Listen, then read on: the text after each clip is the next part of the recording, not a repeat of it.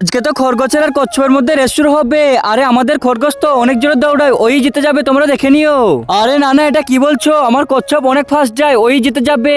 আরে না না, এটা কখনোই সম্ভব না। আরে তোমাদের কচ্ছপ তো অনেক আস্তে আস্তে যায়, ওটাকে সহজেই হারিয়ে দিবে। আরে চলো, রেস শুরু হলেই জানা যাবে। ঠিক আছে চলো। এ কি, তোমার ইন্দুর তো পিছনে থেকে গিয়েছে। আরে যাই করে হয়ে যাক, কচ্ছপকে তো জিতাতেই হবে।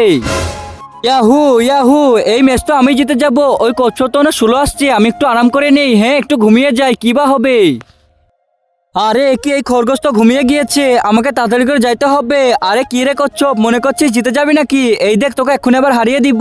কিন্তু তার আগে আমার এই ভিডিওটা দেখে যে লাইক সাবস্ক্রাইব না করবে, তাদের মোবাইলটা যেন হাত থেকে পড়ে গিয়ে নষ্ট হয়ে যায়। আর যারা লাইক সাবস্ক্রাইব করে দিবে, তাদের মা বাবা যেন অনেকদিন বেঁচে থাকে। তাড়াতাড়ি ভালো বাচ্চারা লাইক সাবস্ক্রাইব করে দাও।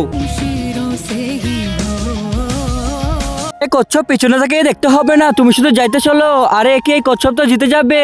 আরে ইয়েস, আমার কচ্ছপ জিতে গিয়েছে। আরে কিন্তু আমাদের খরগোশ কোথায় চলে গিয়েছে? আরে খরগোশ, আরে খরগোশের এক্ষুনি মজা বুঝাচ্ছি।